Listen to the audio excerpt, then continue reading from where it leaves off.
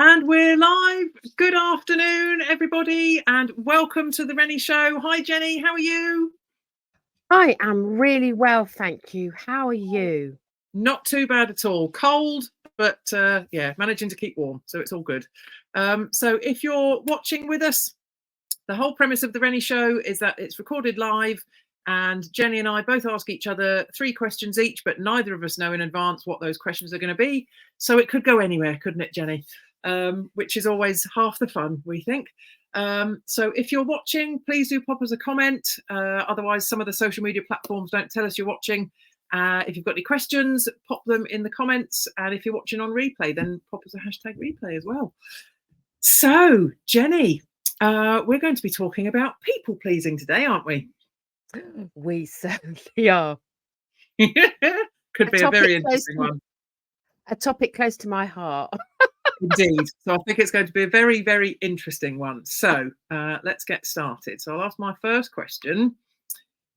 Is there a positive side to being a people pleaser? Oh, that's tricky to start with, Rach. People pleasing, I believe, is a personality trait. And of course, there is always a strength in personality traits. So it's about balance. Yes. So I think, as with any trait, personality or otherwise, it's about understanding. It's about understanding what's involved, and it's about how it serves you and when it gets in the way. So it's really, it's like yes, and yes, Yeah. there are positives, and we also have to be aware of when it becomes out of balance or overused. Yeah, absolutely. And I think that's the key for me. It's the balance of it, isn't it? And trying to strike the balance that works for the individual. You know, because there's nothing wrong with wanting to help people. But when it's extreme people pleasing, then, you know, obviously that has some negative effects, which I'm sure we will cover throughout our questions today. Yes, we will.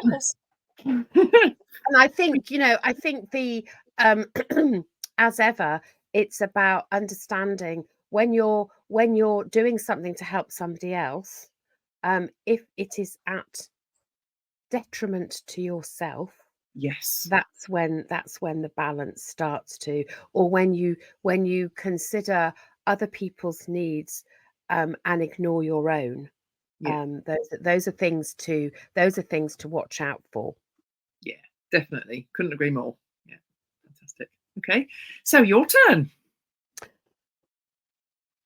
It may Bear with me while I type it in. It may not have escaped your notice that we are right at the end of December.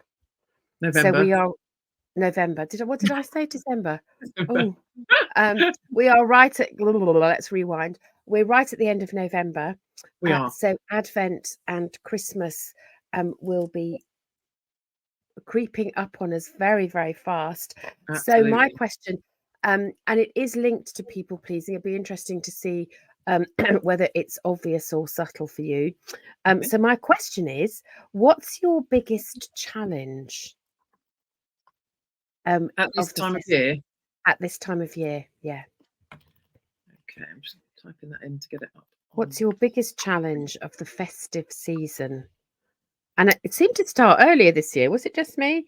People got to the beginning of November and people were putting their trees up, which they are perfectly entitled to do. But I was thinking, oh, hang on a minute. It's November. I'm not ready in December, let alone November. Yeah. I've noticed that people are doing it earlier this year as well. There's definitely something about 2023 that's a bit different in many ways. But I think biggest challenge at this time of year, and I like this question actually in terms of people pleasing, because it's juggling everything, particularly the things that are aimed at children. So I have never relented and had an elf on the shelf, because I acknowledge that whilst they're fun, I do not have the time to make lots of mess, or the time nor the inclination to make lots of extra mess and have to do things every day that are new and exciting that the elf has done. That said, a number of years ago, someone told me about kindness elves, and there's a whole backstory to it. There's a book that comes with it. There's a little house and these little figures, and they encourage children to do kind deeds for other people, which is a concept I can really, really get behind. So we have done the kindness elves for the last few years. And when it started, I perhaps put a lot of pressure on myself for the benefit of the children to make sure it was done every night. And I really, I'd beat myself up if I hadn't done it one night because I saw the kids' disappointed faces in the morning. Whereas now I'm a bit more realistic about it. I want to do it because I like seeing the joy. I mean, the eldest doesn't believe it anymore, which is fair enough. But the youngest still does. So I still like the joy on her face when she sees what they're doing or what they've asked. But I keep it really simple. And if there are days that it doesn't get done, then it doesn't get done. And I just say to her, oh, well, they must have been super busy last night. Perhaps they'll come tonight instead, and just this endless cycle that lots of people seem to end up in at this time of year, with constantly juggling what's going on with the elf on top of the inevitable ground rush towards, like the massive rush towards Christmas to get everything done, to get the food, to get the presents, to get this, to get that, and make Christmas magical. And I think if you're a people pleaser, this is a time of year that's really hard because you're going to want to do as many things as you can to make other people happy. And to a degree, that's where I'm coming from. I absolutely want to make it a magical time of year because I love Christmas and I want it to be magical for the kids as well. However, I draw boundaries now to make sure that I protect myself as well. So yeah, that's my take on it. What do you think? Oh, I can't hear you. Oh no. Oh my goodness me, we've got no sound. Oh, what's happened? Oh, there we go. You're back. Right, carry on. Your thoughts. Oh, that was a scary moment, wasn't it? Oh, I think, yes, I think we all put ourselves under the most enormous amount of pressure, and I, I think so often, Christmas becomes more and more materialistic, and we've got all the Yes. added pressure of Facebook and social media and all of those things. And I saw a wonderful thing the other day, and it really struck me. And in fact, if I'd been smart, I'd have asked this kind of question. Oh, But it said about, when you ask children what they remember, their earliest memories of Christmas, yes. they don't Sorry. remember the presents they had. They remember things like, the excitement and the Christmas Games. lights on the Christmas tree, Yeah. and the memories of people being together and Yeah. being read stories to. And so quite often, and I used to, when my children were little, I used to have,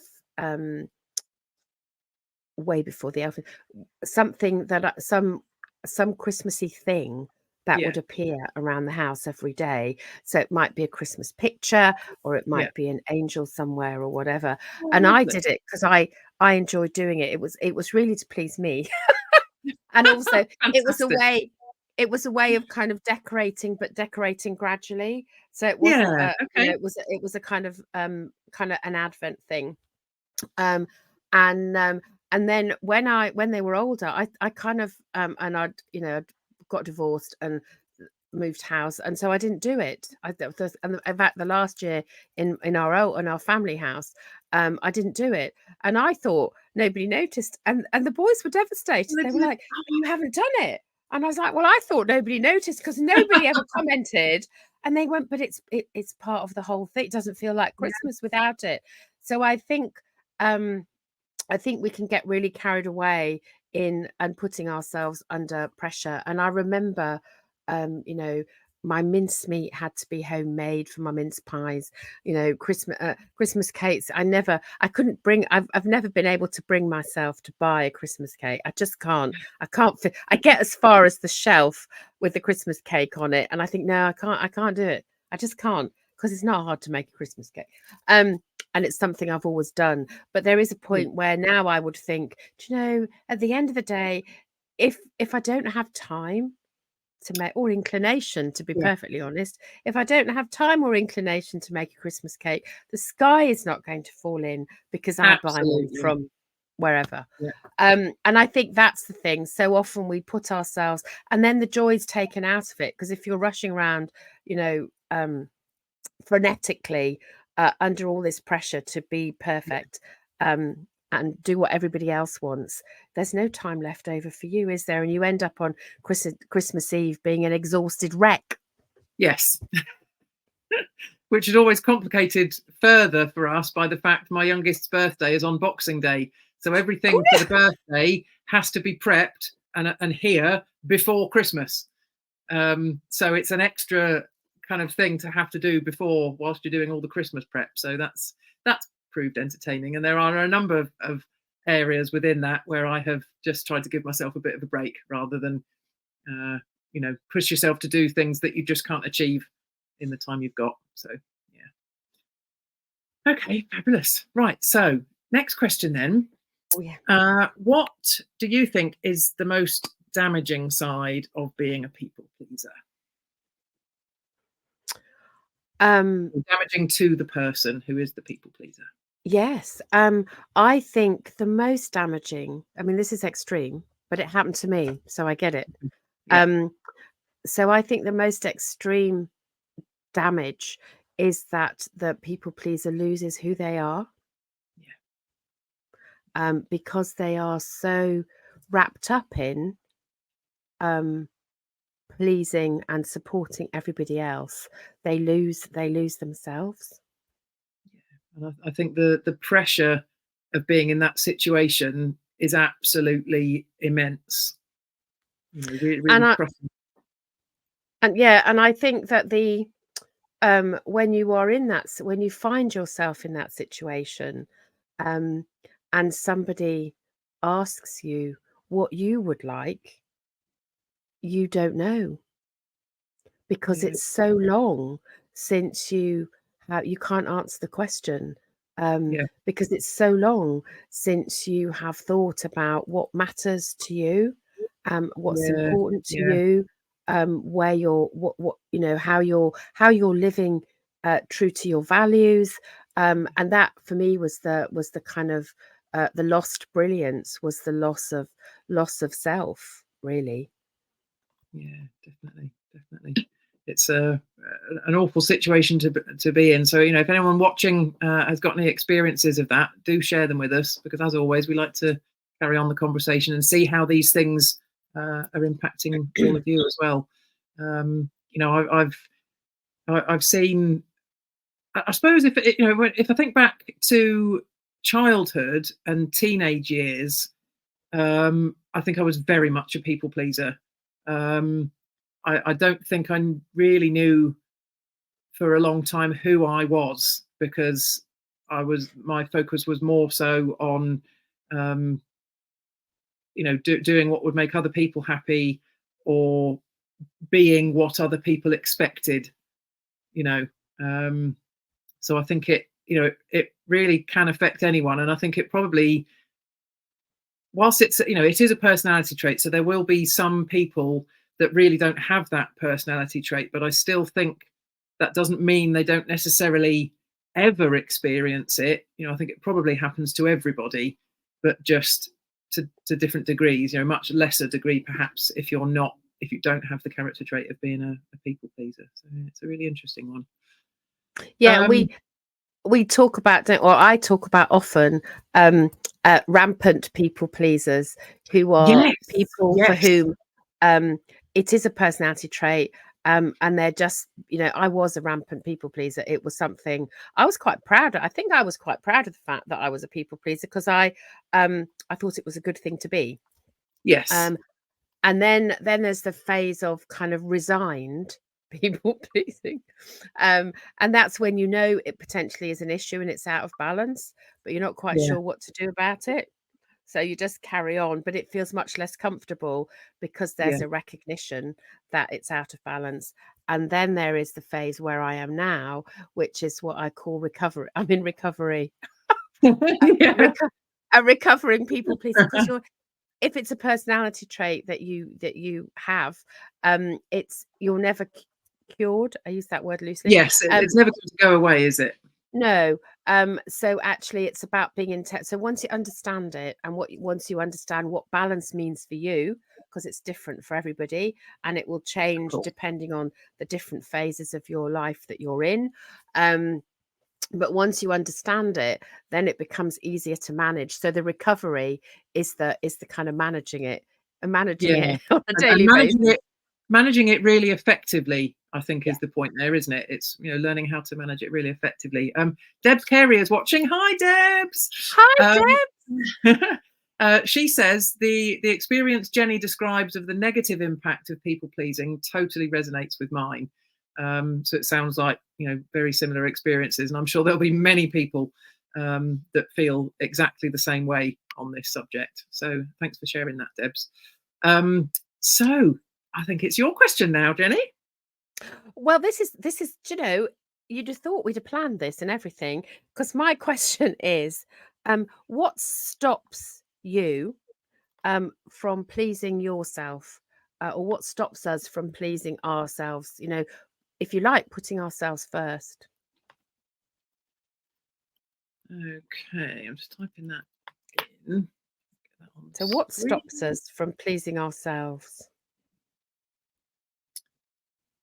So that's a really good question, I think. I think there are a number of things. The first one that strikes me is when you're a parent, and there will be differences but similarities for mums and for dads on this one. It purely depends on the particular dynamic of that relationship with the children. But I think when you have a person who's dependent on you, then it's very, very easy. You put them first, you put their needs first, and you just fall to the bottom of the pile. And that can obviously be very damaging, because you stop looking after yourself. As we've alluded to already, you start losing who you really are. And I think it's quite common for parents to end up being, in my personal example, I stop being Rachel and I'm just mum. That's the analogy, I suppose. And I think it's so easy for that to happen because of the innate need to look after and nurture that child and all the rest of it. I think there comes a time, I think sometimes it comes with age. It also comes with personal development and self-awareness. But there's a stage where you have to look at that, and coming back to balance, like you've said, you have to try and strike some kind of balance between putting yourself first, i.e. fitting your life vest before you fit the life vest of the person dependent on you. I know it's an overused analogy, but it's really true. And I think for me, that's something I still struggle with at times, because I feel, as lots of us do, a real pull to nurture and care for and look after and help my children. And you can easily start just falling a bit. You might not end up at the bottom again, but it's easy to start falling down the ladder in terms of priorities. And don't get me wrong, I'm not saying for a moment that having children is a bad thing. It's one of the best things I've ever done.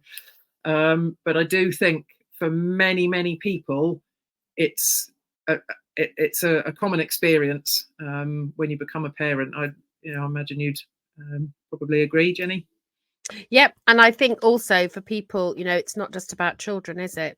So Yeah, there are many other kind of dependencies. So it might be absolutely.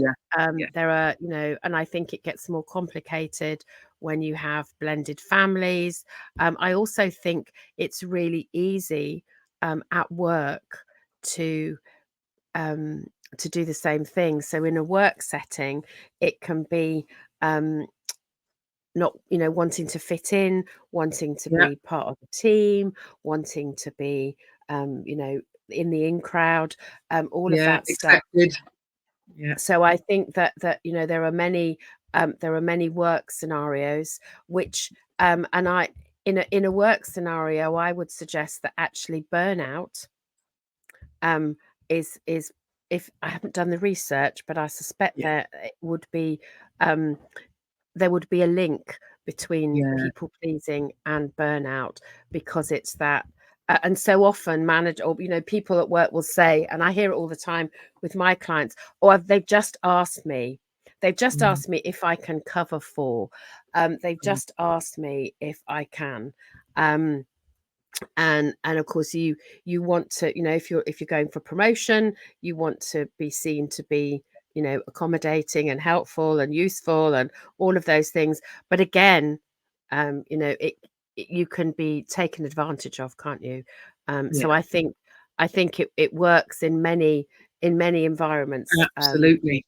And I think there's an added complication when it's in the adult environment, because with children, depending on their age, if they're really young, then they're not going to be talking back to you. They're just going to be gurgling and whatever.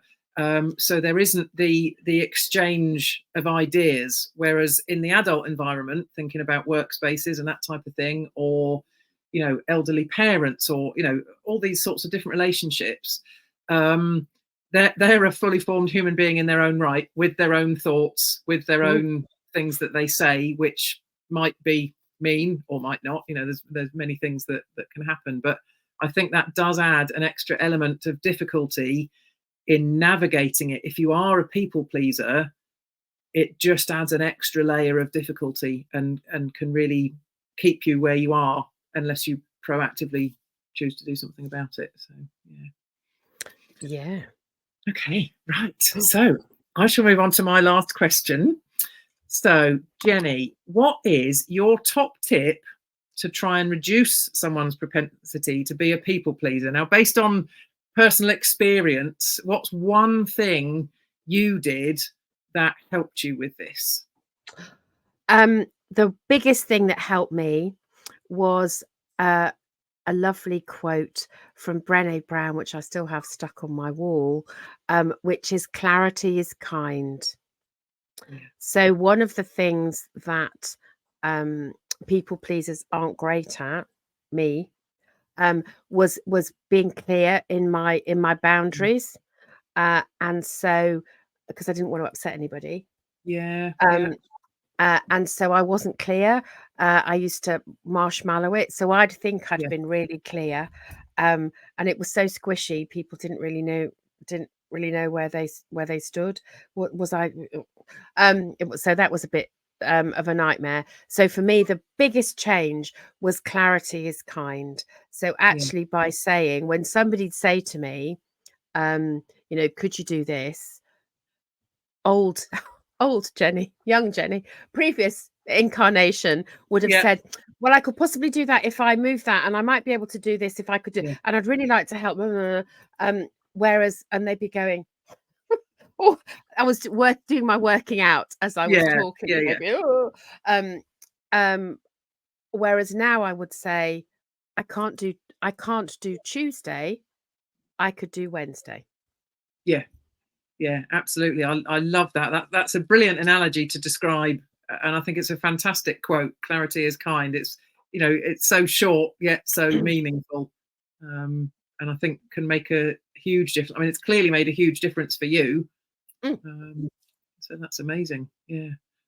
I think that the other thing, I guess I would add, I think there's a lot to do here with the value you place on yourself, and your contribution, you not just what you can add to someone else's situation, but what you're adding to the world just by being you and by being alive. And obviously that can be quite difficult. If you've got that personality trait, perhaps it stands to reason that it might be difficult to have a really strong sense of self-love, to value you and to put yourself first, because you've always got this propensity to be the people pleaser. You're almost trying to fight against your natural personality trait around it. So I do think that's an important part of it as well.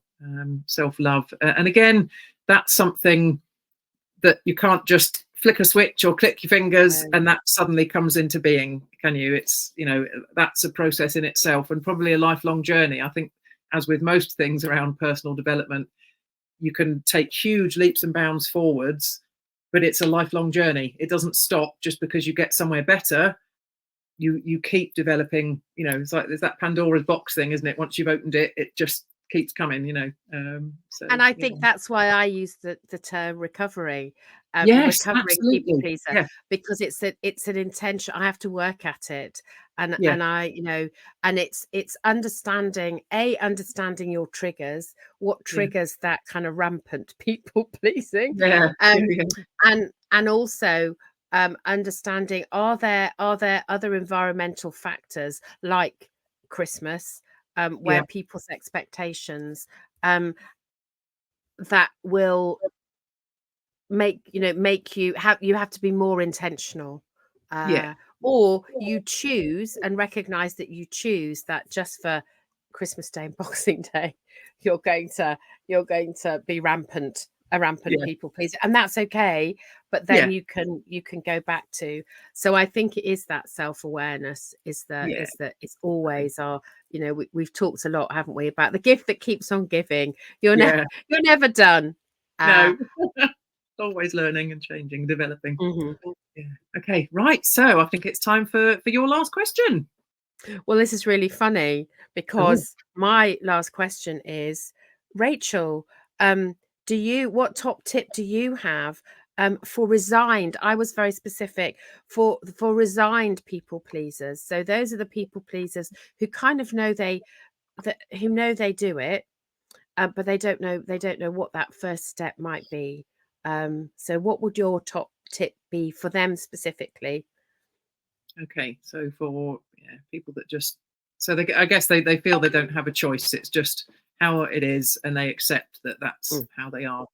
I think one thing I always come back to, and I think this applies to so many situations in life, is the serenity prayer, which you may or may not be aware of. And I don't say this for religious reasons. I'm not particularly religious, but I think the words of the serenity prayer are really, really powerful. And when you can look at imbuing your life decisions with it, I think it's really powerful. So whether you choose to use the word God or not, when I say God, please insert deity of your own choice. But God grant me the serenity to accept the things I cannot change, courage to change the things I can, and the wisdom to know the difference. And I just think that's so powerful. Doesn't mean it's always easy to work out which bits you can accept and which bits you can change, but proactively trying to do that, even if it just starts with a brain dump onto paper of what do you think you can change. It has to start somewhere. It might be that you pick up a personal development book that's been recommended to you because it might help give you some insight into whichever area of your life it is that you want to change. But I think it's perhaps difficult with resigned people pleasers because they've resigned themselves to it. So they've accepted that that's how things are and that's how it's going to be. And I suppose there is a level of confidence required to be able to say, okay, maybe it doesn't have to be quite like this. But that first step has to come from somewhere. So taking some kind of proactive action has to be the place to start. But I guess it's a difficult one because it's going to be different for each person as well as to what resonates the most for them. But I would always say to anyone, if there's something that you're not happy with, using kind of the principles of the Serenity Prayer, just do a big brain dump onto paper. And if something that you've then written down isn't bringing you joy, what can you do about it? And I imagine that being a resigned people pleaser isn't going to bring them any joy. So if it doesn't bring joy, take the first step. It's absolutely, it's funny. I remember my very first coaching session, and I was obviously talking to my coach, and she said, "Oh, I'm hearing, in what you say, I'm hearing quite a lot of you putting other people's needs above your own." And I said, "Oh yeah, I used to do that, but I used to do that, I'm but cured. I'm cured." And she just went, "Hmm." And there was a pause, and I kind of went, I'm getting the feeling that you think that's not accurate. And she said, "I think there's quite a lot more work to do." So again, that for me, that was a real kind of, the level of awareness was really, I kind of, there's as we know with coaching and self-development, there's the kind of, you start here and you dip your toe in, and then gradually over the years you kind of immerse yourself over and over again, don't you? So I think that, when I talk about resigned, it's that thing about when you'd like to do something differently, but you're not quite sure what that might look like. Actually, sometimes it helps to talk to somebody else, somebody else who's been there, somebody else somebody you trust, who you can have that conversation with, so that you have the opportunity to kind of think about, well, what are those small things that I could do differently that are manageable for me? Absolutely. And I think that's where the power of coaching comes into play, because if you speak to someone like a coach, then if I'll flip that round. If you're speaking to a best friend, a family member, they're going to quite often say what you want to hear.